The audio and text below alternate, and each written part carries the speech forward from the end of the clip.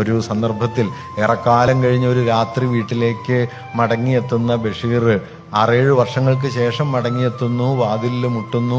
ഉമ്മ വാതിൽ തുറക്കുന്നു.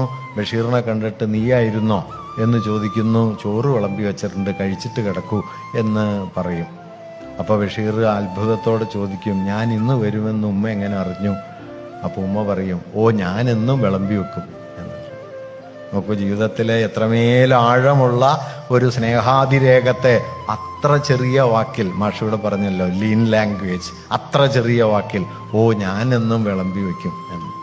ഇതേ ഉമ്മ തന്നെ മറ്റൊരിടത്ത് പക്ഷെ പ്രത്യക്ഷപ്പെടുന്നത് ബഷീറിനോട് 25 റുപ്യ കടം ചോദിക്കുകയും ബഷീറിൻ്റെ കയ്യിൽ പൈസ ഇല്ലാതെ എവിടെ നിന്നൊക്കെയോ തപ്പിപ്പിടിച്ച് 25 റുപ്യ ഉണ്ടാക്കി കൊടുക്കുമ്പോൾ ഞാൻ എന്തൊരു മണ്ടിയാണ് 100 റുപ്യ ചോദിക്കായിരുന്നു എന്ന് ആലോചിക്കുകയും ചെയ്യുന്നത് ഇതേ ഉമ്മയാണ്.